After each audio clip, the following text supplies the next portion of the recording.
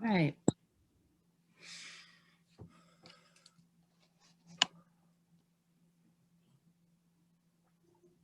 Okay, well, let me, okay, I see what. Hi, Chief. I understand you don't want to talk back to Jack, huh? Is that Tracy? Yes, Where are you? I'm trying to, let's see. I'm right here. I'm I'm looking. watching because if anybody tries to hijack this meeting, I'm prepared to boot them out. That's right.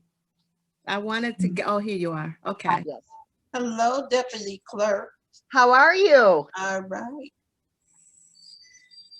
So, Chief, I understand that our canine officer did really well. We're proud of him. We love our canines. Yes, he actually just had his 8th successful apprehension the other night from a domestic Yes, violence. I belong to the blue line that's nationwide, and they put on about him. He went viral. He's nationwide about how well he's doing.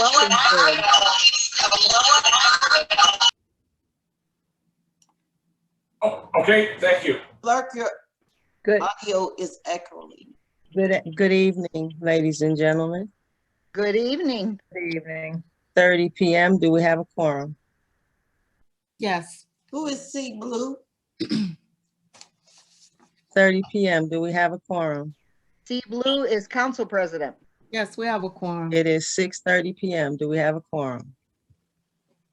Yes, you have Councilman Martin is online. You have Vice President online and yourself, ma'am. Clerk, can bring the meeting to order? We have a special council meeting today, Tuesday, February 23rd, 2021 at 6:30 p.m. Meeting is being held on the Zoom platform. This is a special council meeting. I would ask you to mute all telephones. For those of you who are the public and wish to speak, you have 2 minutes in the beginning of the meeting and 3 minutes at the end of the meeting. Please announce your name and proceed with your comments. Clerk, please call the roll. Councilor Stevenson, Present. Councilor Gowdy, Present. Councilor Martin, Present. Councilor Smith, Councilor Austin. Next, we have remarks of the public on agenda items only.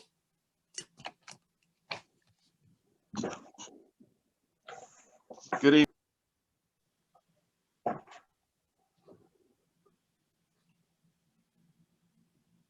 Hello? You're on mute. Good evening, council. Good evening. Everybody got an Amber Alert just now. Yeah. Hold on. Please, Okay. please mute your phones. Ohio plate JGP 2058 with M1 yellow blue. I'm having really, okay, can you hear me now? Councilman Irby, Mr. Irby, Yes. are you still there? Yes, I'm still here. I was letting everybody get over the Amber Alert. Okay. Go ahead. Okay. First, I want to talk about 1521 to get rid of surplus of vehicles or whatever. We need to talk about that, about getting a mechanic or find out what vehicles are inoperable. That's one. Resolution 1621, the authorization to give the mayor a raise. I have reasons why he should not get a raise. Hello? I was speaking. Yes, I was speaking. I had already recognized him. But I was already speaking prior to you even doing that. But go ahead. Go ahead. Go ahead. I'll wait. I know how this works. Go ahead. Miss if you want to go ahead, I'll give you the floor Oh, yeah, first. go ahead. I don't do confusion. Go ahead. Councilman Austin's on the line. We're recognizing Councilman Austin is in the meeting. Please continue, Mr. Irby. Resolution 1621, authorization to give the mayor a raise. I have reasons that he should not get a raise or anyone thereof. 1, Rumpke trash pickup and collections. No refunds, no pickup on certain days, and they miss our trash. 2, kids getting killed in unauthorized police chase. 3, lack of street lighting. 4, lack of street repair and resurfacing. 5, drug houses on residential streets. 6, prostitution on residential streets, and nothing's yet to be done about it. 7, lack of police response. Lack of 8, when a council member made a statement of the streets to be fixed, was asked to come out and help repair or remove ice. Not my job as a citizen. The ultimate slap in the face, the charter says the mayor must reside in the city, and the mayor does not reside in the city. He resides in Richmond Heights, drives a $50,000 tax-paying car on a daily. Housing department. These are the reasons why I feel the mayor should not get a raise thereas. The housing department refusing to help out homeowners to repair their houses or offer any kind of assistance. 11, summertime grass cutting. Field next to my house, I'm not breaking any more of my equipment to cut this field. Nobody pays the homeowners to cut these fields. 12, COVID money spent on nothing to improve the city, was spent on cars, squad cars that are now tore up. East Cleveland Homes renters relief was not given to the citizens of East Cleveland. 13, the mayor should reflect and should get the law director in major cases to help bring our city and residents money back for losses. Hold on, we're still going. Okay, hold on. The cable company. The cable company should be playing stations for the elderly. I got a phone call on that. East Cleveland has the less population, and the mayor should be easily to take care of a city with the lights that are missing. And so 17, tax department. How can you give a $200 tax on East Cleveland and there's nothing been done to East Cleveland? I'm gonna close with that because other people do need time to speak. Thank you, Mr. Irby. Is there any other Please public state your comment? addresses. Yes, Your addresses. yes, I have some public comment. Good evening, everybody. It's good to hear everybody's voice this evening. This is Apostle Pinckney Butts. I'm concerned about the whole complete agenda. And not just the mayor, whether he should get a raise or not, and not just the garbage, but I wanted to bring to your attention, Council President, and to the full council and those observing this evening, that I filed a complaint in the Cuyahoga County Common Pleas Court for crimes against humanity, which is inclusive of the attack on the city of East Cleveland. And here it is right here. And I want to elaborate a little bit more on the non-agenda items, because I feel like the person who just spoke very, very eloquently and very elaborately, and we don't want to tie everybody up this evening. But at the non-agenda items, I would like to come back and speak. And I would like Council President, Vice President, and full council and members that are concerned for the city of East Cleveland, I would like for you all to work with me to help build our city back up. I am a product of East Cleveland, a successful product of East Cleveland, and Councilman Nathaniel Martin has a copy of this lawsuit. I don't know why it has not been brought up, but it's time to move forward and not backward. I'm tired of bodies dropping in East Cleveland. Thank you, Council President, for welcoming my comments. Thank you. And Any the case number is CV 16-861-396. Thank you. Yeah, Are there any other public comment? yeah, this is Justin Anderson. I wanted to comment very briefly on 1621. I believe that's the ordinance to give the raises to the council and the mayor. And I'll tell you briefly why I support that ordinance and why I think it needs to be done immediately. First, it wouldn't take effect until next year. So if it's voted by the residents will have to vote for it. So if it's voted yes by the residents, it won't go into effect until next year. So there'll be plenty of time. But the second reason is because if you look at the type of candidates we've been having on council in the past, they've been really bad. And that's because no one wants to really do this job for the $4,500 a year, which after taxes and health insurance, you're looking at about $200, a little over $200 a month. No one wants to put up with this and do all this crazy work for $200 a month. So in order to attract better candidates, you gotta get this pay up, because nobody's gonna want to come here and do this for no $200 a month.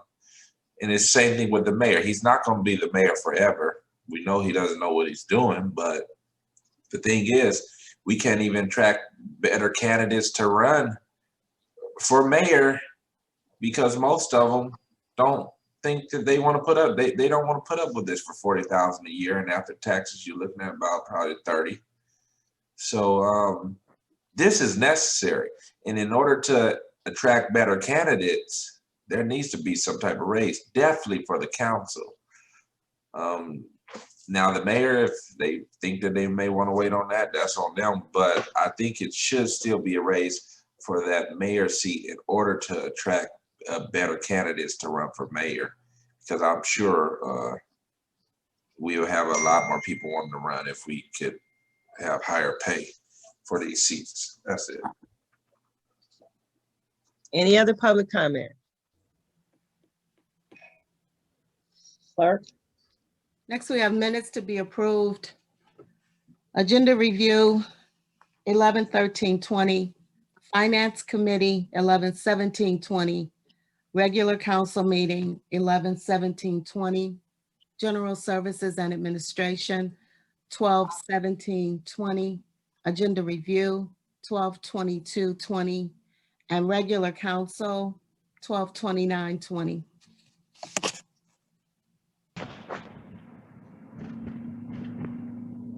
Next, we have reports and announcements from the mayor. Mayor King? Is there a representative here for Mayor King?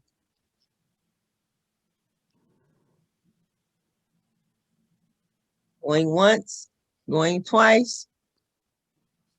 Clerk? We have received some.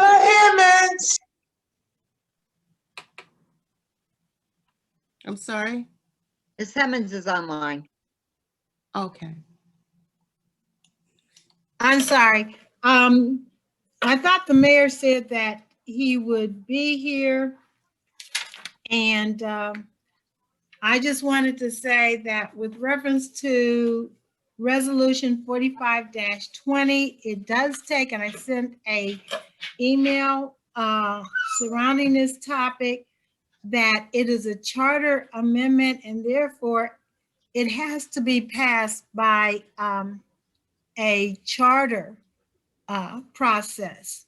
The 107-11, 108-11, and 109-11 were passed, but they didn't go through the charter amendment process. So therefore they are not really effective as legislation. So that means that as an enforcement tool, 45-20 won't be effective either. Now, also with regard to this inoperable surplus vehicles, I believe that I'm speaking for Service Director or Service Supervisor Antonio Marshall. Within 2 weeks, his building will be torn down. Excuse me, Ms. And Hemmons, he would, I'm Law speaking for the Director. mayor. I'm speaking as he's mayor on the now. line. Pardon? He's on the line, so he can really, as a mayor. Oh, Mayor, are you here? Antonio is on the line. Yes, I'm on the line. How y'all doing tonight? Oh, okay. Hi, Tom. Hey, how you doing? Okay. Hey, how all the council members doing tonight? Hello, how are you? Hello, hi. Hey, so I You was also here, have, ma'am. you also have clergy. Go ahead. You have the floor. Okay. On the legislation that was brought to you guys, it states that it was it was vehicles being scrapped by the fire department. The vehicle that's being scrapped, they are fire department EMS units and they are fire trucks. But the service, myself, I usually scrap or bid out all vehicles of the city. I did I bid them all out and I get the highest bid on who can scrap the vehicles for the city. We have 8 vehicles at Fire Station 2 on Shaw Avenue that needs to go immediately because they have a whole yard full of just scrap vehicles sitting right there. It really looks bad for the city. And the parking lot is completely full of vehicles that haven't been ran in like three or 4 years or longer. In the service department, our building is due to be tore down in the next 2 weeks. So we have we have an EMS unit and a ladder truck that's over there that need to be scrapped in the next sold in the next 2 weeks. So I was asking the council, could we have an emergency legislation to get these vehicles out of here before our deadline for the demolition for the service department? And just to have them vehicles out of Fire Station 2. It looked really bad when you drive by there and you had those vehicles just sitting out there, haven't been moved. And the 2 fire trucks by Caledonia School haven't been moved in almost, 8 years, 7 to 8 years. So we want to clear up some of that space and make it look a little bit better over there, especially as that being a fire station. And Shaw is pretty much a main street. So I was just asking council, can we really put that on emergency and have that approved as soon as you guys can? So what Tone is asking, if the person that sponsors it would make a motion when it comes up to make it an emergency legislation. Madam We are not in discussion, ladies and gentlemen. That was the mayor's report. Let's stay on task. Is that all, Ms. Hemmings, that you had? Yes, thank you. Clerk? Next, we have receipts of communication and petitions. We have communications from McGregor Independent Living. That is the housing development. And I did receive some information from a partner from the Ohio Housing Finance Agency. I was to receive another set of paperwork, which included an application. I was given a link, which would not work. And so they were going to copy the link on a CD and send it to me via mail. I never received it. And so I'm trying to receive that. What I'm trying to do is put some information together for council because we have none in regards to this large development. The next one is a Paradigm Virtual Pipe Safety Training Program. And this basically is free training that talks about underground pipes carrying gases, whether they're liquid or vapors throughout the cities, and safety measures that you can take. Very informative. Next is a letter from the Ohio Environmental Protection Agency, and it's a notice for hearing regarding water quality certification. We received 2 notices from the Division of Liquor Control, and these are in regards to license renewal. One is for Hayden. Madam Clerk, Yes. did you skip minutes to be approved? No, No, I she did not. didn't skip them. I read them off.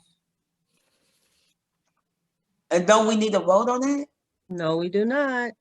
We just got the minutes. We just got them yesterday.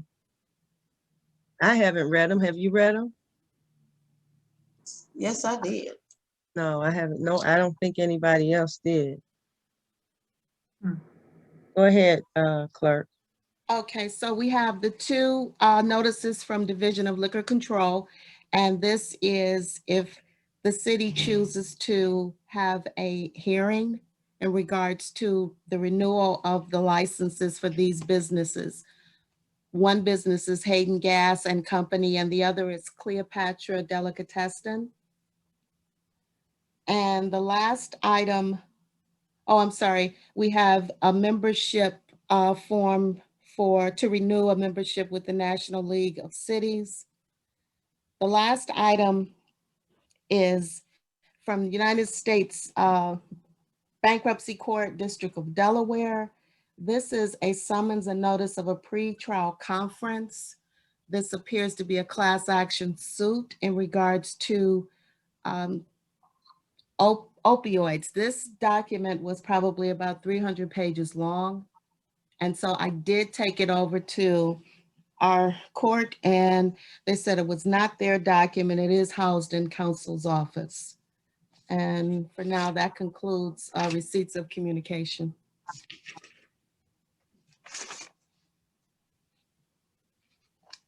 Next, we have reports from council committees. The next regular council meeting is going to be Tuesday, March 2nd at 6:30.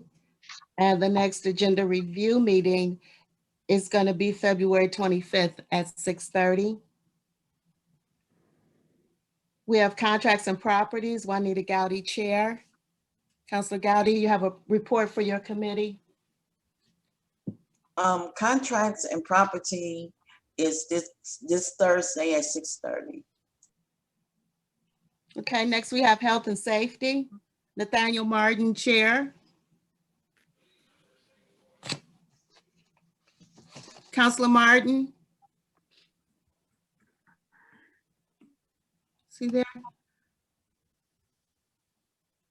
Counselor Unmute Martin, you have to him. unmute yourself.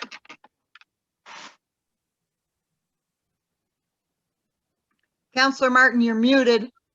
Can you hear me now? Yes. Yes. Okay.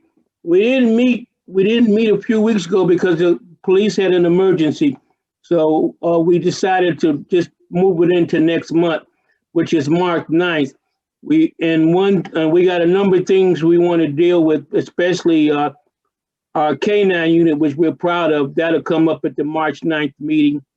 I see Chief Gardner. So our next meeting of the Health and Safety Committee meeting will be March 9th. And I see it's got 5:30. And also we'll be including the fire department, the new fire, the acting fire chief. I can't remember how to pronounce his last name. And that was, again, March 9th at 5:30. Thank you very much. Next, we have a finance committee. Corinne Stevenson, Chair. I'm looking at the finance committee that's on here, and this is incorrect. So this will have to be corrected.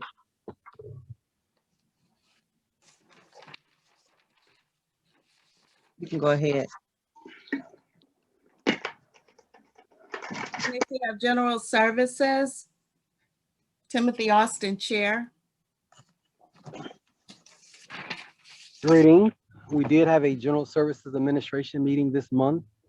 We talked about some of the things that were of exceptional concern and/or priorities for our residents, as well as the service department priorities for snow removal. And I just want to remind the team, if you will, the priority for service department and service department removal for snow was the hills, the main streets, and the emergency service routes where the fire department and police department has to go and save our residents. And I want to remind everybody to be safe. And Madam Clerk, if you would be so kind as to advise of the next meeting taking place in April. This is a special meeting. I'll reserve the additional information for the actual council meeting, and hopefully we have an agenda review so we can be more thorough and apply the opportunity for council to come together and put forth information and legislation that are just in the wings awaiting for a regular process from this council. Thank you very much. Madam Clerk, if you would, please, tell them when the next meeting will take place. Your next meeting for general services will be Thursday, March 18th at 5:30 p.m. Okay, great. And I'm trying to get into the meeting on my other phone because this one is about to die. For letting me in, I really appreciate it. Thank you. Sure. Next, we have Personnel and Appointments Committee, Ernest Smith, Chair. Doesn't appear that Counselor Smith is available. His next meeting is going to be Tuesday, March 23rd at 5:30 p.m. We have no proclamations or bids at this time. Next, we have legislation. Resolution 45-20. A resolution implementing and adhering to previously passed resolutions 104-11A. I'm sorry, 104-11. A resolution in furtherance of Section 60F of the Charter of the City of East Cleveland, providing that the mayor submit to council by the end of each fiscal year a separate schedule for each department showing the things necessary for the department to do during the year and which of any desirable things it ought to do if possible. 105-11A, resolution in furtherance of Section 67 of the Charter of the City of East Cleveland, providing that the finance director shall provide to council a quarterly report of aggregate receipts and expenditures by department, which report shall be published by council in a manner that provides full publicity. 107-11, a resolution in furtherance of Section 60E of the Charter of the City of East Cleveland, providing that the finance director shall submit to council on a quarterly basis a detailed inventory of supplies and materials on hand and the value thereof at the date of preparation. 108-11, a resolution providing that the finance director shall certify to council by the end of the fiscal year that all super blanket purchase orders in place during the fiscal year have terminated or will terminate by the last day of the year. The finance director shall also provide information to council regarding any anticipated super blanket purchase orders or blanket purchase orders that are planned for the upcoming fiscal year by March 31st of each fiscal year. And 109-11, a resolution in furtherance of Section 60F of the Charter of the City of East Cleveland, providing that the mayor shall submit to council on a quarterly basis a schedule of essential personnel per department as set forth in Exhibit A. This is requested by Corinne C. Stevenson, President, sponsored by Council of the Whole. This is a second read. Can I make a pass the comment on gavel that? to Ms. Gowdy. This is, Madam President, this legislation bears your name. What is your pleasure? the purpose for the legislation is so the council can make informed decisions about what's going on. At this time, the only report that we get from any place is the month-end finance report. And while that report gives us a lot of information, there's a lot of other information that we need.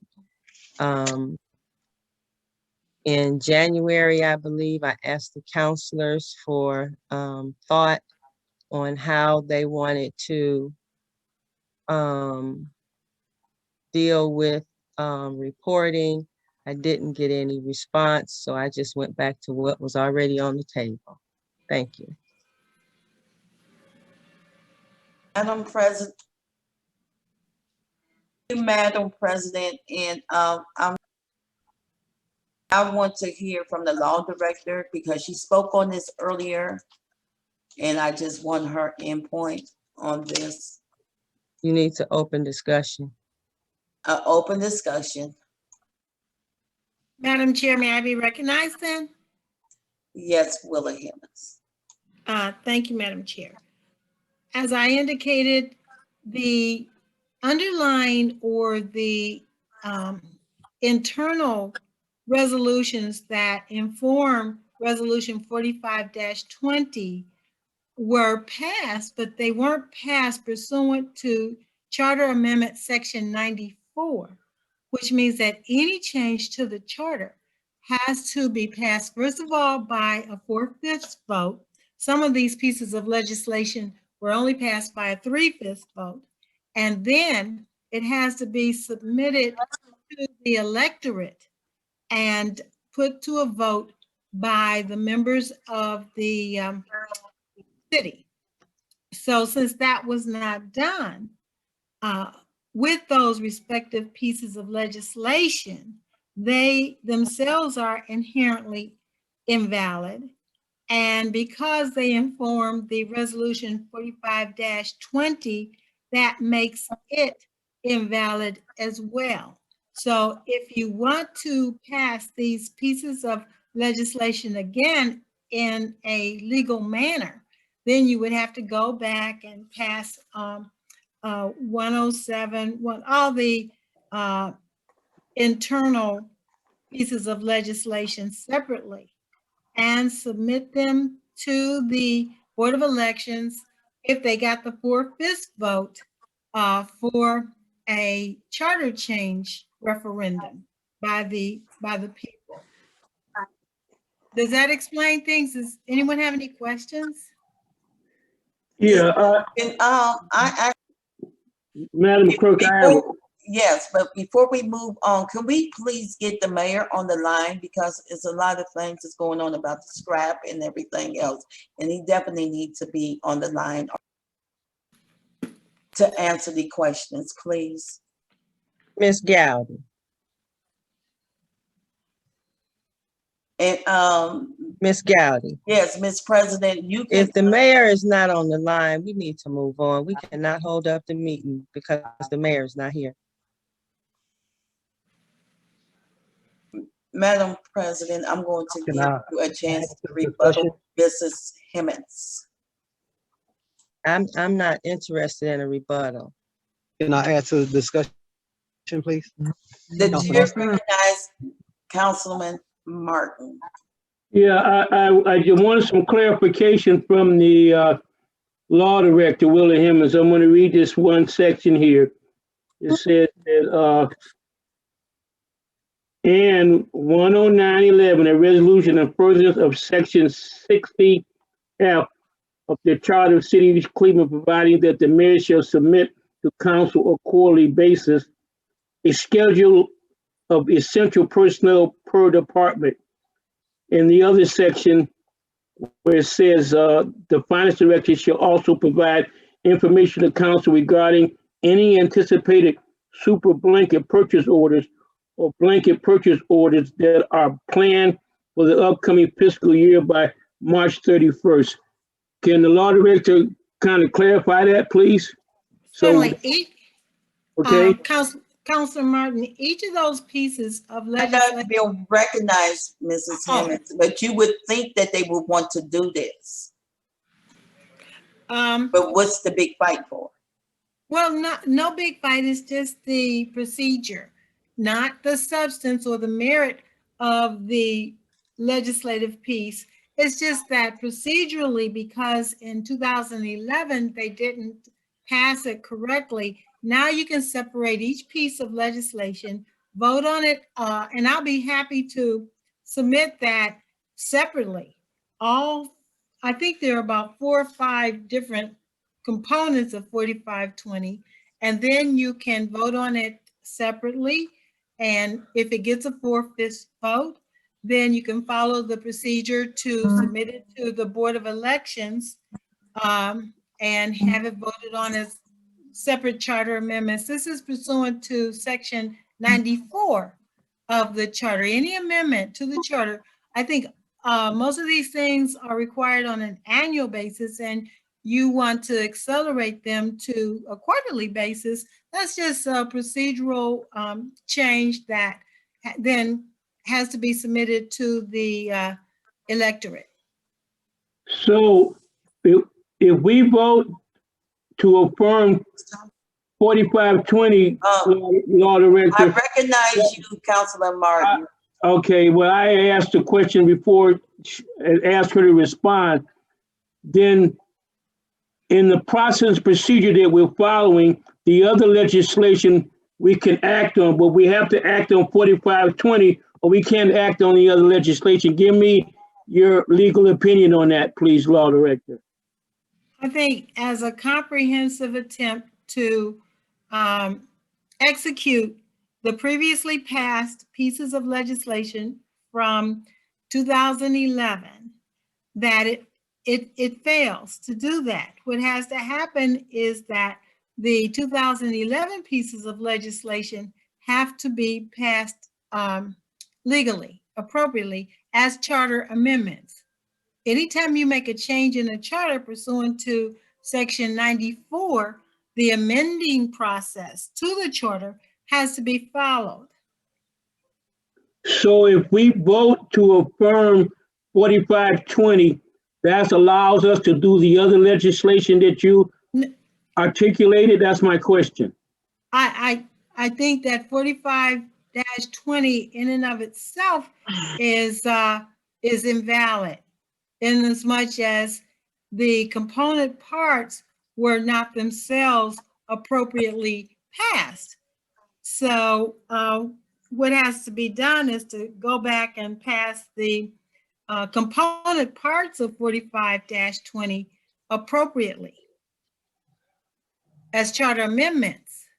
Madam President, could you please explain to Willie Hemmings what you are actually saying again, please, so she can understand? Because she really saying that you can't do this, but we need you to. And that's fine. That's fine. She has that right. So if we're, Madam President, if we're to separate this, what is the process to separate the different components? Because it's a lot here, a lot of sections of the charter. Well, it doesn't make sense to separate it to me because it's all in the charter. Hold on, Madam there President. together. Hold on, Madam President. Would you get the Law Director to respond, please, Madam President Dowdy? Yes, Madam President, could you please respond? You all, is for what, for my all in purpose and intent, okay? There are no reporting mechanisms in place, period, when it comes to information flowing from the administration into the council. When it comes to money, finances, the only report that we get is the month-end finance report. There are no reports to tell us who got hired, who got fired, who died, who had a baby. We don't have any reports to tell us how much money was spent quarterly. These are the reports that will do all of those things. Thank you, Madam President. You are 100% right. And the chair recognizes Councilman Alston now. Thank you very much. I really appreciate it. If you wasn't done, Councilor Martin, I'll come back to you, please. Well, I would like to hear Willie Hemmings respond to what the president just articulated. Well, we're going to hear from Councilman Alston, then Ms. Hemmings. Okay. Okay, great. So I do appreciate the want and desire for more information and or more reporting. And I also heard the law director say on multiple occasions, and I also asked Councilwoman Stevenson several months ago when this came up about just making furtherance reference to what's already in the charter.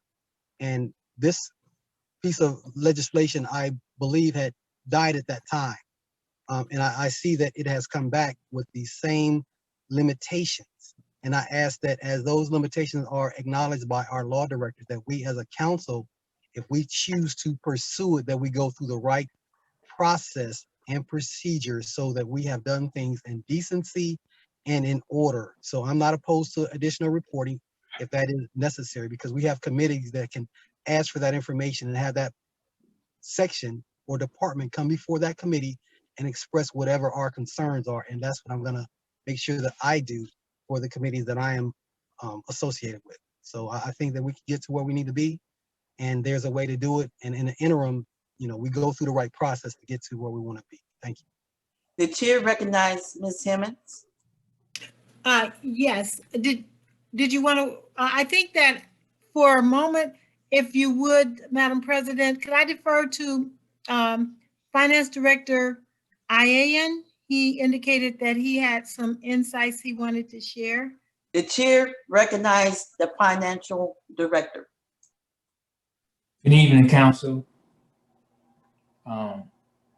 So just wanted to respond to Council President Stevenson's analysis of the information that's provided monthly. And I think it's just a little bit inaccurate to say. Okay, you want me to do something? I think it's a little inaccurate to say that it doesn't show expenditures, because it does. I didn't say that. What are you hearing? I One thought second, that's Madam President. I apologize if you didn't say that. But nevertheless, I'm more than happy to explain if there's any information that's on the monthly reports that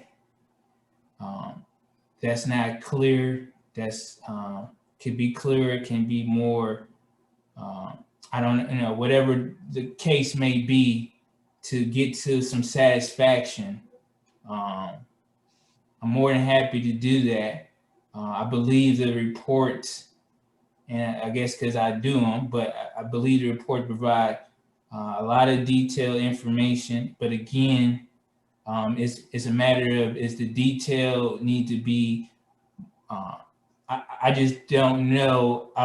It will be helpful for me to get a more specific understanding of what is not on the report that could bring some clarity for council or council president.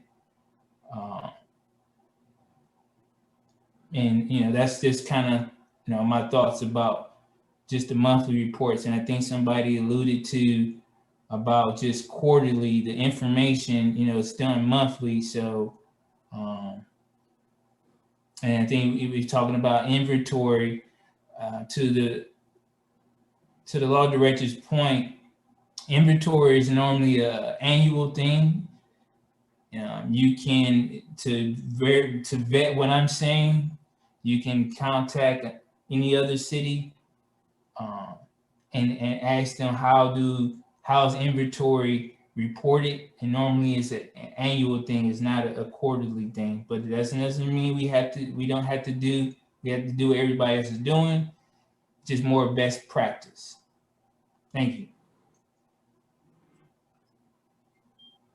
The chair recognizes Madam President.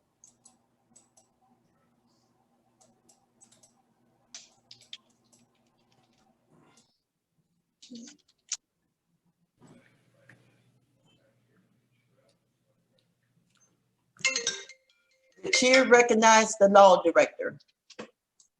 Yes, I think that the bottom line that I've tried to communicate is that all the inherent pieces, 245-20, need to go before the electorate. So first of all, it should be separated out one by one. I'll be happy to work with the sponsor, with Madam Council President, to rewrite the legislation so that it's put in a format that each piece is separately preambled and prepared, and then send it back to council as 5 separate pieces of legislation, if that is your pleasure.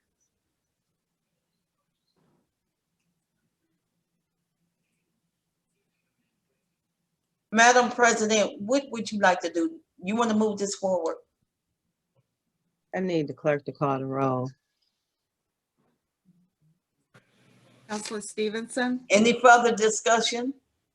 I got my hand up, Madam Vice President. The chair recognizes Councilor Austin.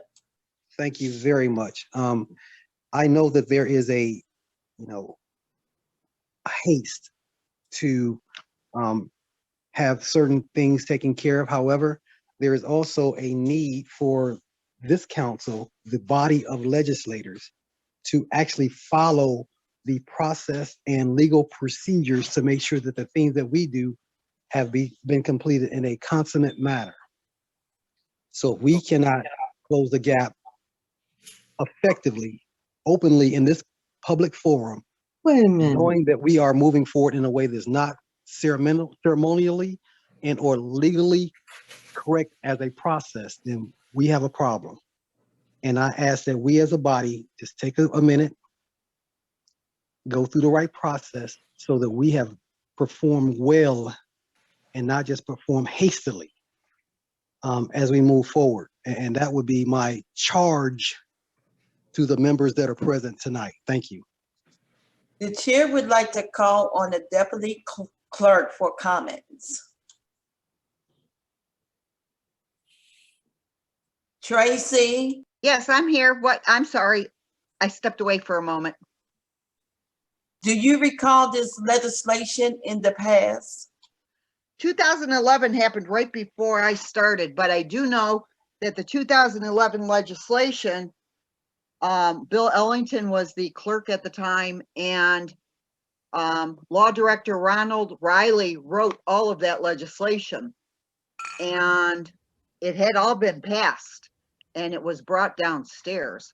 And at the time, through 2012 and 13, we were getting all those reports. As a matter of fact, we do have copies. I noticed that there were some things in the files of the reports that were requested. We do have them in the files, and I don't know what happened that they stopped submitting some of those reports. I really want to thank you. So the previous law director said that it was okay. Ronald Riley wrote all of those legislations. That will end the discussion. Let's move for a vote. Will you please call the roll? Counselor Stevenson? Yay. Counselor Gowdy? Yay. Counselor Martin? What am I voting? I've tried to get in, but I keep getting muted for some reason. We can hear you now. The Okay, previous, so what are we voting on? we voted on the resolution 520. The previous law director said it was okay, so it happened in the past, so it need to happen now. So are we voting on 520 or 4520? What are we voting on? 4520. Now, the deputy clerk said that we've done this before. So are we duplicating this or what? That's my question. This is reinforcement. This is asking the mayor to reinforce. Reinforcement. Reinforcing it. This sounds like a law. Because the mayor is not following it right now, so we just need it. Okay, so the 5 sections that the law director alluded to, we vote on this, that covers all the 5 sections that she said that she would do herself?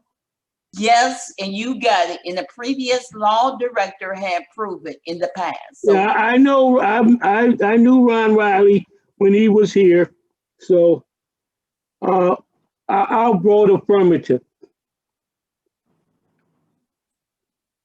Counselor Okay. Austin? Nay. Y'all heard the law director say it was not done correctly the first time? no discussion right now. I said nay, I'm okay. It has to be a 4/5, does it not, Madam Chair?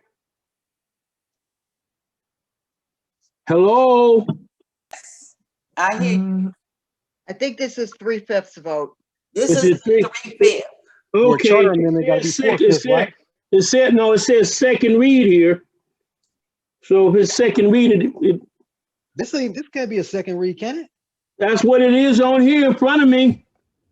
I thought it died Yes, the it first is. time. You can't bring it back like this. Mr. Austin, it didn't die. It And was we, taken off the did die. agenda. It was taken It got taken off the agenda because it died. off the agenda at the request, or it, I'm going to Would you pass let me the gavel finish? back to President Stevenson. thank you. So, President Stevenson, if it is a second read, it only needs 3 votes. Is that correct? That's my understanding, yes. Yeah. But if this is a charter amendment, you need 4 votes to make it. So it can be official Mr. charter amendment, Austin, I think and then we it has have to go before the voted people. past discussion. Clerk, can you call the roll? Y'all don't care about right for wrong or the legal processes at all. That's huh? No, Mr. we need to Austin, move that's on to not the the next topic right legislation. here. That's not, right and wrong is not on the agenda. Right, wrong, you don't even care about it, huh? Okay. That's not on the agenda, Mr. Austin. Clerk, can you please let us know what's going on with this 4520? Call the roll. Stevenson, yay. Gowdy, yay. Martin, yay. Austin, nay. Resolution 4520 has passed. Next, we have resolution number 1521. Let me move this up. This is a resolution authorizing the mayor to sell certain inoperable surplus vehicles through auction to scrap dealers or to sell the salvaged city vehicles through competitive offers, and if none is forthcoming, to junk pursuant to appropriate health and safety regulations in order to provide for safe access upon city workspaces. This is requested by the fire department, sponsored by Timothy Austin, Counselor at Large, co-sponsored by Counselors Nathaniel Martin and Ernest Smith. It is a first read. I did receive an email from Chief Worley, who said that there are 3 vehicles that should not be on this legislation. He provided E as in Edward 111, E as in Edward 112, and Squad 144. None of those are identified on the resolution, but they may be identified as another number, but those are the 3 items that he gave me. Madam President, can I answer the long? Can I enlighten the group, if I may? On page 1 of 3, resolution 1521 lists 12 vehicles that are 13 vehicles. So, clerk, can you tell me which ones he's saying is not supposed to be on here? As I said before, the numbers Yeah. that he gave me do not coincide with how they are listed on the resolution. So he did not give me make, model, or serial number. He gave me, again, E as in Edward 111, E as in Edward 112, and Squad, SQUAD 144. Those are the 3 vehicles that and this was via email. Okay, so, Director Marshall, are you still here? Yes, I'm still here. So do you know which 3 vehicles he's referring to, the fire chief? No, I do not. What I get is a copy of all the VIN numbers and all the vehicles. That's all the VIN numbers, and I get the year, the VINs, and the models of each vehicle. And what I do is I go to each one, I match it on my sheet, and then those are the ones that I put out of service. But I don't put them out of service. Fire puts them out of service, and then what I do is those are the ones I have submitted through legislation. Madam President, may I speak? Hold on, Ms. Gowdy. I'm trying to figure this out. How are we gonna do this? because I don't know what he's talking about, and I know that there's a lot of vehicles down there on Shaw.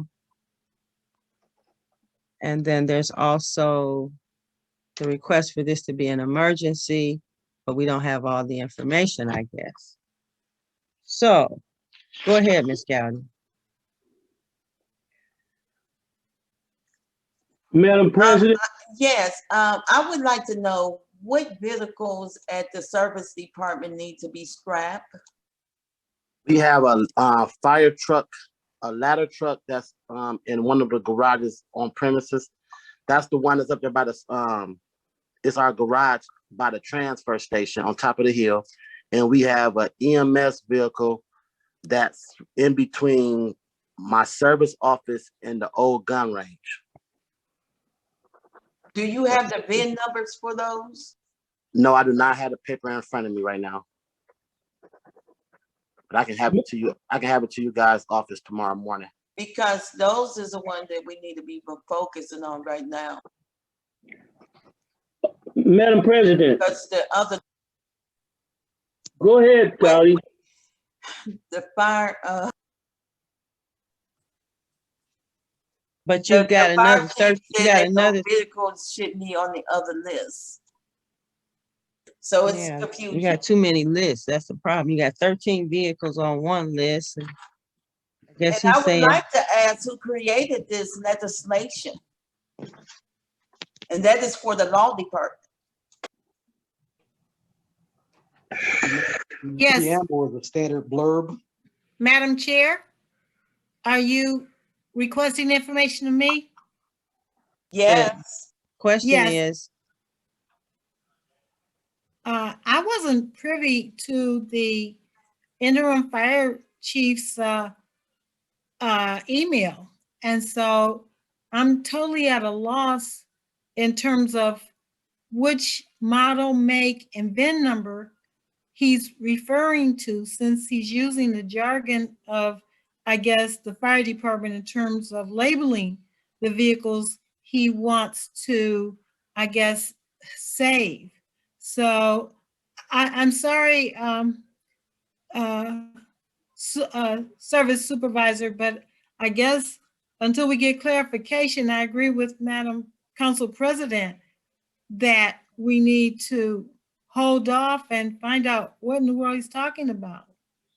And sorry to cut you off, and I agree also because Chief Worley and myself, we never even discussed because this legislation, this ordeal with the vehicles being scrapped was before before he became chief. So this was in the making before he even became chief. So this information about what to be sold and what not to be sold, it was never discussed with him at all between between Chief Worley and myself. We never had a discussion because at the time when these vehicles was presented in front of me, he wasn't the chief at the time. So yeah, Okay. he never discussed it with me. Doesn't the city own the Mr. service? Martin, The last question, I wasn't finished. And I Madam President, I think we reached a consensus that there's some questions that we can't answer. This is a first read, so we can't act on it tonight. I'm looking at the 13 pieces, 13 vehicles. So that'll give time for everyone for Brother Marshall Antonio to do what he needs to do and get with the fire chief so we can get this straight. I needed to ask this question. Don't the owns the building, services department building? Ms. Gowdy? What are you saying, Gowdy? Not understanding. Does the city owns the building, the department building? Yeah. Yes. How is the mayor turning to tear it down without coming before council?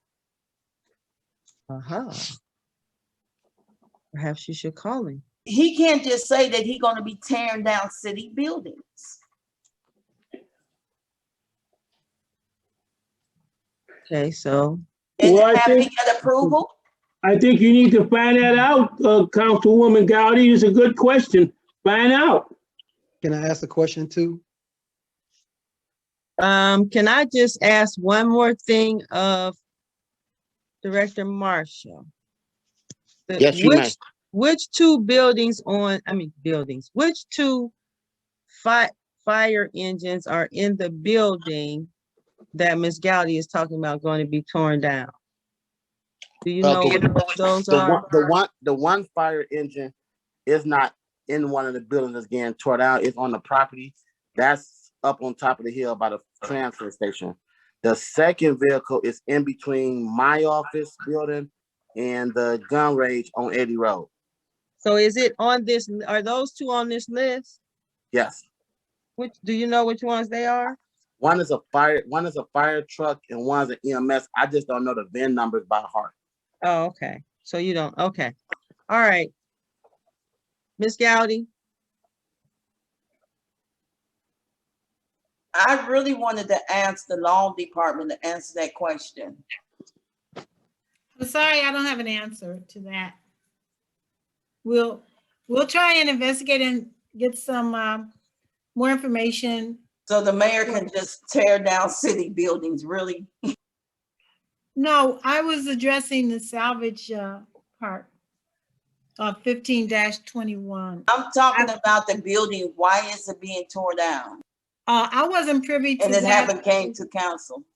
I wasn't privy to that. I was just informed that the surplus vehicles were in the way and just presented a hazard to the health and safety and to try to get rid of them. And so on the next reading, hopefully we'll have information as to which vehicles. As far as any buildings being torn down, I'm not privy to that. Okay, because we definitely need to know who's tearing the building down, how much it costs, and the bids and all the other stuff. And it never came before council at all. Councilman Austin has his hand up.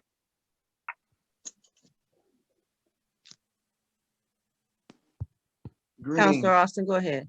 Yes, I do know a little bit about the service department area, and I don't know if you know that hopefully there's an emergency to get that thing torn down because the roof has collapsed on the area where they keep the recycled tires. It's been like that for a couple of years now. And it's definitely a safety hazard.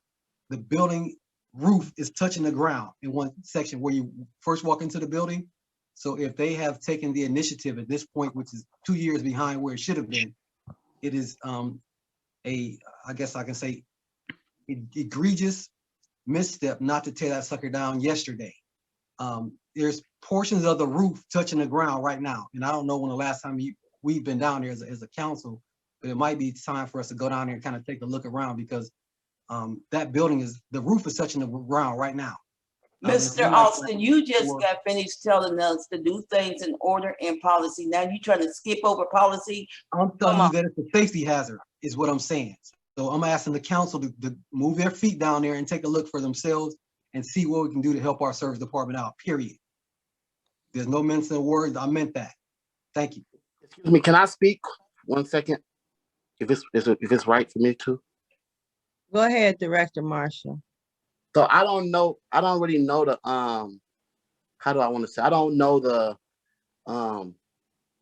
different ways how this is supposed to have been presented, but the service building has been labeled condemned by the county, and the county is the one that suggested that the building come down because it is an unsafe building that's been unsafe for the last 10, 15, maybe almost 20 years. They've been unsafe.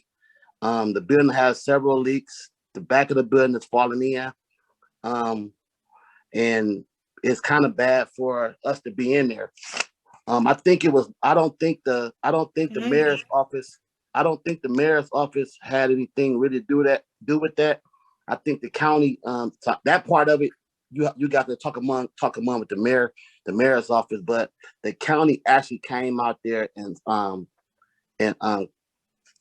labeled the building as being condemned. And I appreciate all that, but the county can't even tear down buildings without coming in front of council, especially the city building. And I definitely understand that that building need to be torn down. Still, we have to do procedure and policy and follow the steps. And Timothy Austin, we cannot skip certain steps. We have to follow all procedure and council. I think that we're gonna have to come back to this. I agree with the director. We need to find out which cars the fire chief want to keep. I agree with Ms. Gowdy. We need to find out about the tearing down of this building, because if it's been on the platform for 2 years, that is plenty of time for everyone to have taken all the steps that they needed to take. So we're going to have to investigate this and come back. Clerk, can you move us forward? Next, we have ordinance number 1621, an ordinance for the submission to the electors of the city of East Cleveland, Ohio, a proposed amendment to increase the salaries provided by section 101A, council, and subsection D of section 113, the mayor respectively. This is requested and sponsored by Councilor Nathaniel Martin. I- Councilor Martin, this legislation bears your name. What is your Yes. pleasure? Okay, my pleasure is to move it forward as an emergency, because in 1985, if I can get it correct, when we went to a council form of government, that was 30 years ago, the council has not, and the mayor has not had a raise. Let's deal with the mayor component of this.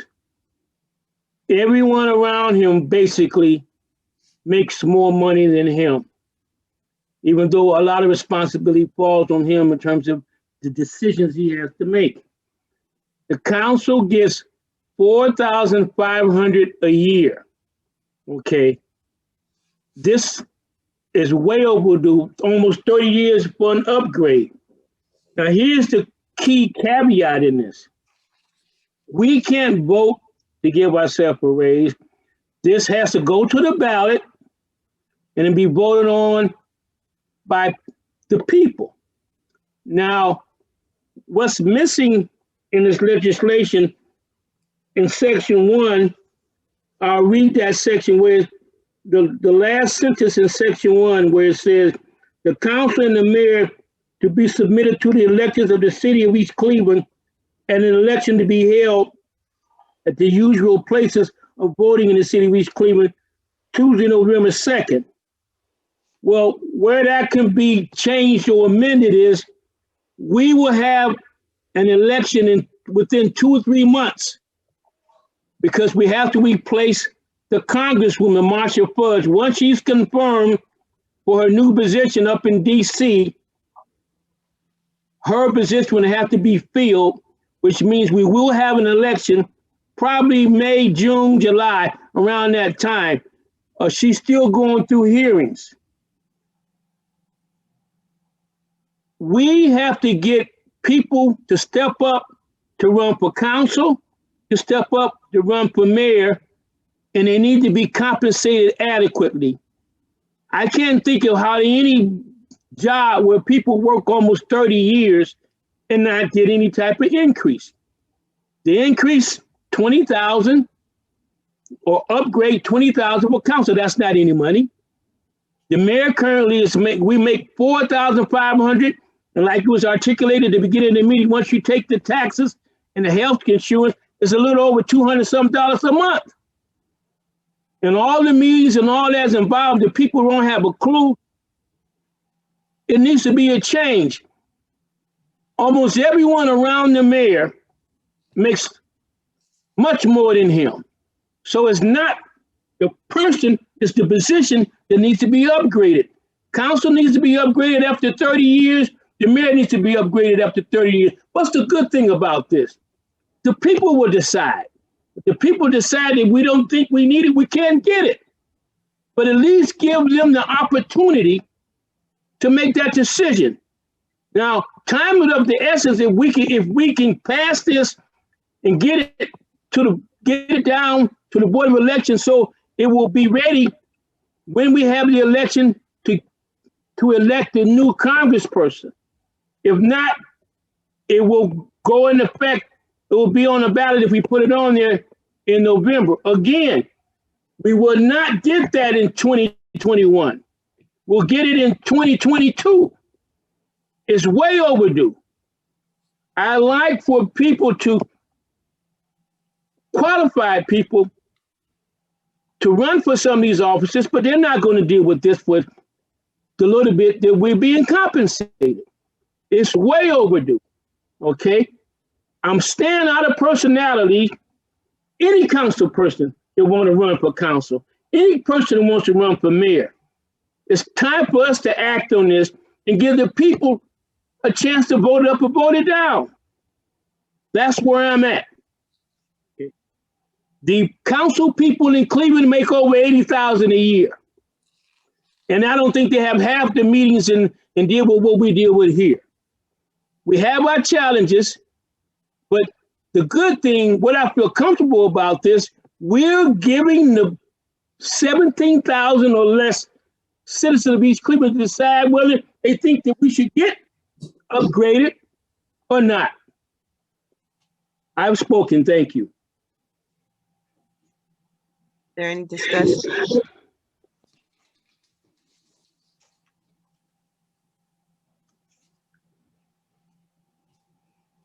Oh, and I should add that the mayor's making 40,000.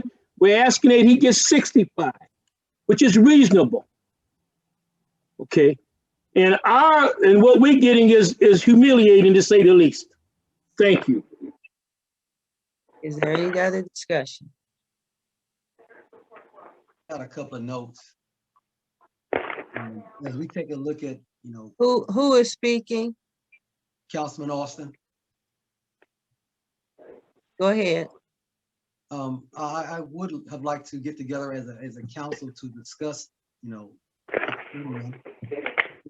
I think there was an effort to increase council salaries a couple of years ago from 45 to like 6,000 or something like that. I don't remember those exact numbers. Maybe it was 10,000.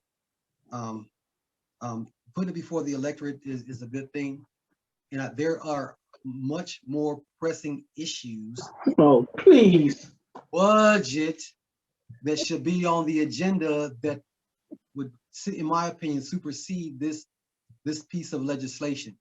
So I would like to make sure that we are reminded that we still don't have the annual appropriations, mayor's estimate, and the making adjustments in the current appropriations to make sure we don't have any lines that are deficit.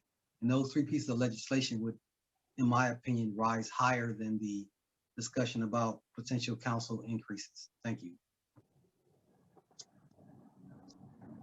Since we don't have enough people here. Any other discussion? Yes, Council Galvin. Yes. Since we don't have enough people here, we want to use this as a first read. Thank you. I can live with that. And if I can speak, Madam President. I would like to make a motion for it to be the first read. Okay, let me say something here. The legislation as written on the document 1621 is not listed as an emergency. Right. So there's no need to modify it. The part that needs to be modified, it does say this is a regular council meeting. And I think throughout the document, we just need to make sure that that's corrected. But it doesn't say it's an emergency, so. So Madam President, we're saying this is a first read? Yes, because I'm okay with that. It's not listed as an emergency. Right, and it's not. So it's my hope that 2 weeks from now, that we'll be ready to either vote to have it put on the ballot or not.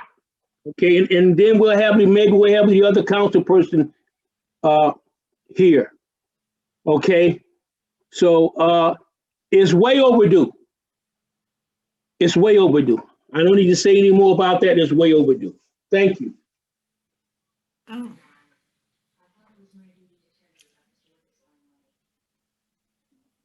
And I would like to just note on this for the people.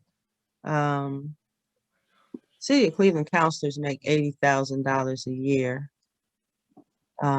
There's some other cities around us. Nobody makes what we make. Nobody wants what we make. But it's a quandary like a lot of other things that we have to get past. So it's a first read. Clerk, can we move on? Can I ask the chief a question before we end? We're not ending. We are moving on. We're moving on, Gotti. Can you you ask your question when it's your turn to speak. Thank you. Clerk.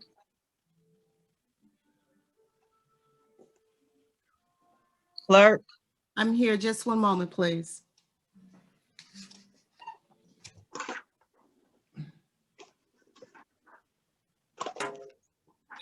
Okay, next we had a question in regards to ordinance 1421, which is not on the agenda. Well, if not on the agenda, we can't discuss it.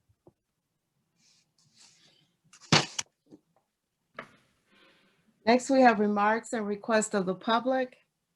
3-minute time limit.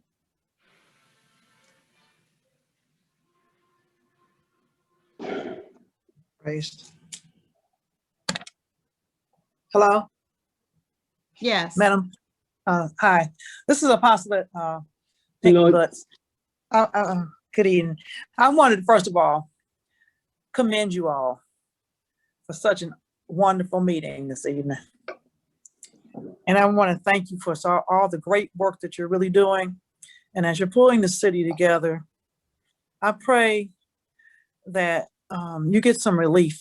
I heard a lot of tension this evening because you're stressed and you're burdened and concerned about the city. And I try to come back home because I came back to Ohio to see about my home. My comments this evening, as I stated at the beginning of the meeting, I filed a lawsuit in reference to crimes of humanity against not just the city of East Cleveland, but other places from the leadership. And one of my biggest concerns, before I go there, I want to thank Mayor Brandon King for coming to Black on Black meeting on last week. And I hope that you all will also come on Wednesdays and just have a discussion with us so we can see how we can work together. I wanted to just say the police chase. One of my concerns, Madam President and Council and others listening, is I would like to know these officers who are chasing and gunning down people, where do they live? Can the citizens of East Cleveland go where they live, chase people down, murder them, gun them down? That needs to cease. That is also a crime against humanity. And I want you all to look into that and review that, because we'll have some things taking place that remind me of 1492, when America was overthrown by people from a foreign place. And I'm also looking at the religious disorder in the city of East Cleveland, and I pray for peace right now. And I'm asking you, if you need me and I can be of assistance to you, I will. I'm a political preacher. I don't just pray, I do the work. And if you need me, my phone number is 216-548-0820. And I ask you to please join in, because when I did this lawsuit, Judge Jose Villanueva blocked it. And the people in the lawsuit got promoted. And the rainy day fund money was taken from the city of East Cleveland. We have more violence, more guns. We have some things, but we also have such a beautiful city in East Cleveland. We have the We have the museum, well, not the museum, we have the theater, we have the library, we have Windermere. We have so much potential in East Cleveland, and I want to see that pulled out. Once again, I thank you all because you all had a really wonderful meeting this evening. I don't know where Mayor King is, but I pray that you all will get on the same page and we all be on the same page because I'm only a phone call and a prayer away. And like I said, my number is 216-548-0820, and my church is 216-466-2872. I pray peace and blessings over your household and all that you all put your hands to do. And I want to thank you for that commentary, Miss Butts. Any other public comment?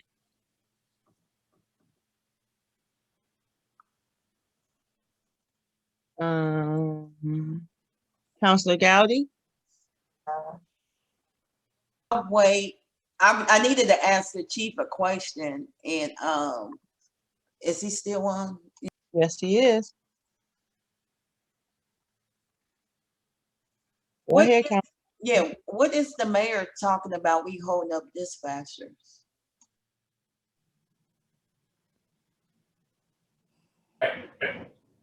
I'm sorry, I'm trying not to talk out of order. Am I recognized or?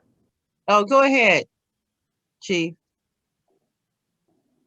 I mean, as far as I'm aware, our budget has somewhat been frozen.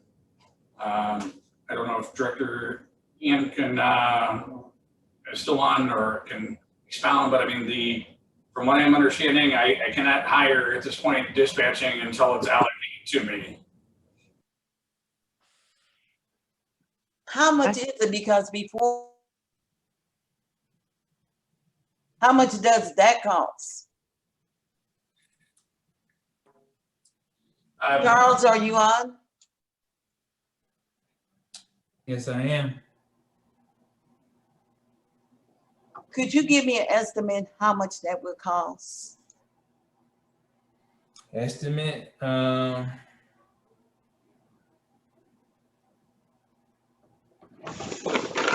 all the positions that were added this year for the police, as far as tow employees and dispatch, I believe it came to close to 300,000 annually. Oh, How many? I believe it was, no quote me, total of. Charles, she just wants to know how much it costs her to hire a dispatcher. Not everybody else, a dispatcher. Come on. I'm sorry, Councilor Murray. Is that what you said, Councilor Gotti? Yeah, a dispatcher, right. A dispatcher. Oh, I'm sorry. Dispatcher is $17 an hour. So how much is that for a year? Councilor Murray, I mean, wasn't the Come total on, how amount much is it a year? You have the document that in front of you. This is what you do every day. How much does it cost to hire a dispatcher for an entire year? That's the question. Please. Director, if I can interject, Director, if I can interject, the dispatcher is actually 15. The dispatch supervisor is 17, but there is an offset. We are currently paying, and hopefully the finance director can elaborate for me. We are paying an excess amount from CCOMs at this point that would offset what we would need for dispatching. But the regular dispatchers would make $15 an hour. We would have one dispatch supervisor, which would be at $17 an hour.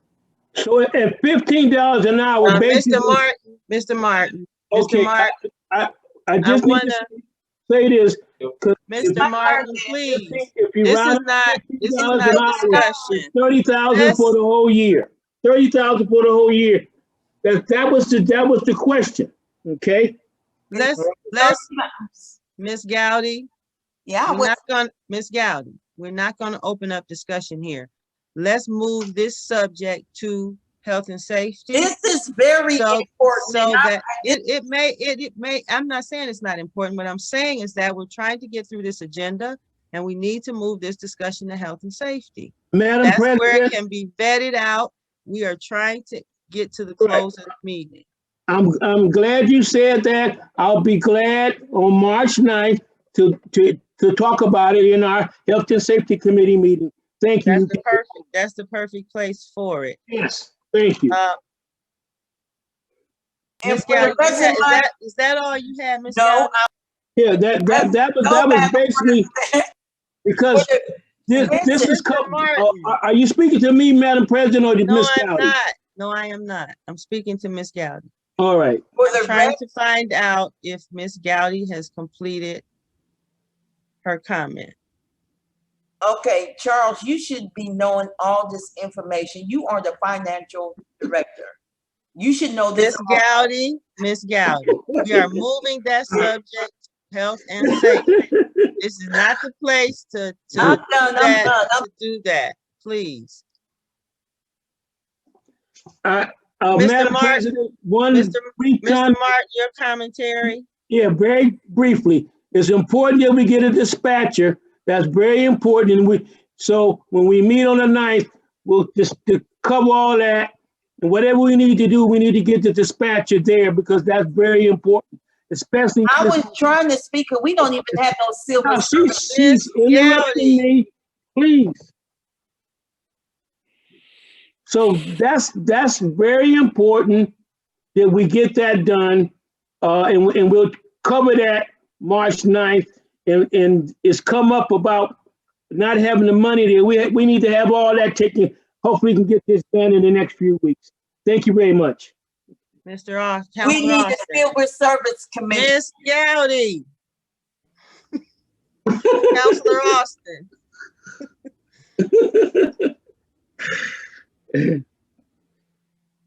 You're muted, Councilor Austin. I know. Is this the closing comments? Yes, it is. Okay, great. All right, so I did take a couple of notes. Oh, yes. So I guess there is a concern for our residents to make sure they were safe. I forgot to talk about the pothole plan and how important pothole patching was. However, according to our service department director, it would be inefficient to take care of some of the larger potholes right now because the material would just come right out the hole and cause a different kind of hazard. And as the weather improves, the service department has a plan to reconcile some of those potholes and other unsafe road hazards.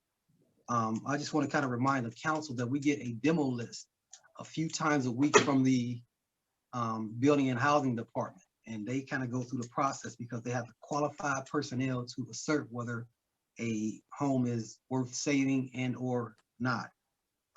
There is a list of properties that I just got on yesterday. I got them, I think it was 2 days in a row. We got a list of properties that were going to be demolished this week. So getting a list of homes that are going to be demolished that did not come through council is not something that's foreign or, you know, although it may be right or wrong, there is not something that is a precedence had been set where this is the way the city does it. And we get these lists and they just come past our emails and keep it moving. We don't say a word about it until there's an opportunity to, I know, make an issue out of it, you know, whether it's necessary or not. Speaking of the permanent appropriations, I did take some notes from previous meetings talking about grants that we have a partial match for, which has an impact on whether we get a new fire engine or a new piece of equipment to fight fires in the city, because we don't have the appropriations available to hold up our end of that grant to make it official, so that although it's reimbursable, you have to have the money available to start the process. And the council has held up that process on multiple efforts where there is a match associated with getting the needs of the community met. And some of the agencies that agreed to assist us cannot put forth their assistance legally until we have the resources available to provide those matches, to include what we have to do with the sewer department. There is a grant that is being worked on by our engineer support team, if you will, well, we cannot execute that either until we get the permanent appropriation and or dollars set aside and put in the appropriate funds so we can move the issue forward, which would be of tremendous benefit for our residents. I think our residents need to know that it's not about something that the administration is doing incorrectly. It's something that the council has determined, you know, to hold up for I don't know if there's a better day coming, but this is also keeping us in physical emergency.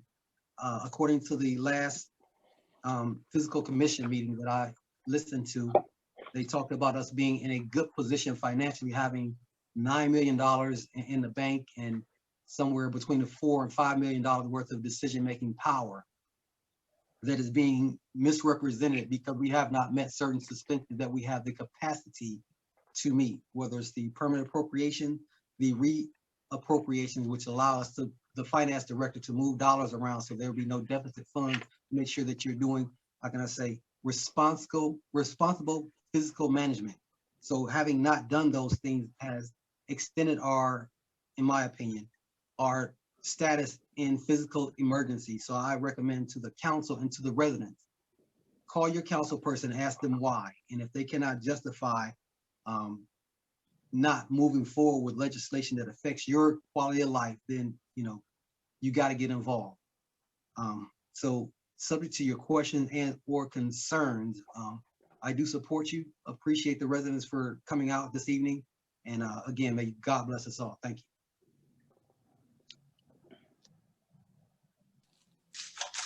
Counselor Smith here? No. Okay. I appreciate you all coming out this evening. It's been an interesting meeting. I'd like to thank you all for coming. And with that, Well, I will- excuse me, Madam President, Council Chair. Is the mayor going to have an opportunity to? the mayor, oh, I'm speak? sorry. Go ahead. I'm sorry. Okay, thank you. Thank you very much. First of all, I'm sorry that all the information wasn't prepared to move forward the legislation with reference to the inoperable vehicles being promptly removed from the premises of the service department and the fire department. We'll try and get that together as soon as possible. Next, I would like to address the comment by Councilor Martin. A reading of the amendment process says that it has to be at the next regular municipal election. So I will research that with the Board of Elections to see if the legislation regarding the raises could be moved up. I'm not sure if it can because the charter does say the next regular municipal election, you know, once it's passed by 4/5. So I'll work on getting that information to you. And with regard to the dispatcher, I want to point out that you just can't solve the budgetary problems in a shotgun, very impromptu manner. The the budgetary parts have a symbiotic relationship with each other. So you have to take into consideration all the departments and the priorities that are established. And of course, that is something that the administration and the council has to work out. I mean, it's not just one dispatcher, there's 3 shifts. This is a 24/7 operation. You also have to include in the budget training, equipment, all the other things. And then, for instance, not speaking from the, you know, from a selfish point of view, I mean, whose budget is that dispatcher going to take away from? If you just very unreflectively say, well, this department and this position is going to get the money, what about all the rest of us? So that's why you really need, the bottom line is permanent appropriations consistent with a recovery plan. And that concludes my remarks. Thank you. We definitely take it out the law department. Ms. Gowdy, Madam Ms. Gow. President, Would you check Miss- her, The Madam President? discussion, ladies and gentlemen, counselors, the discussion is over. well, Madam President, I didn't get We a are chance to make over, any, Mr. Martin. I didn't We get a are chance to make any over. remarks. You Yes, know, you did, Mr. no, Martin. I didn't. I was responding to a Mr. question. Martin, I asked you for remarks and you No, said you you was didn't gonna ask me keep, for remarks. Mr. Martin, would you listen? You said you was gonna keep it short and you spoke and you agreed that the information we were talking about should go to the safety committee. We are Yeah, past but that. that's not what I wanted to talk about in my But remarks. that's what we let you talk about. Can That's we, all I You heard. let me I would talk like about to end this Council meeting. President. You let me. can we I get would one like more to minute? end, I would like to, I One would more like to, minute, President. Miss Gowdy, would you please, you all have had a chance to speak. We need to move out of here. I have another commitment and I would like to bid everyone have a nice evening. We have been here long enough. I will, there's a lot of information that needs to be talked about, but this forum, unfortunately, I'm looking for a motion to adjourn this meeting. Y'all will stay here all night. Nate, one more minute, Ms. President. Miss Gowdy, we need to go home. What is the problem?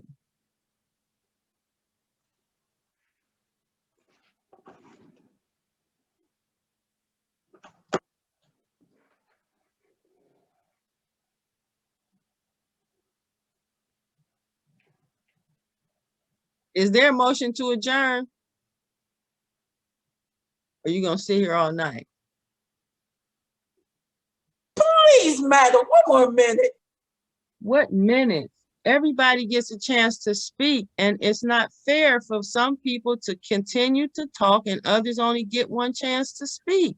We have to try and be fair. Well, I would like to make a motion to adjourn the meeting. And I second the motion. There's been God a bless you. Have a blessed night, everybody. clerk. Adjourned at 8:06 p.m. Thank you. All in favor? Aye. Aye. Good night. Jesus Christ loves you, and so do I.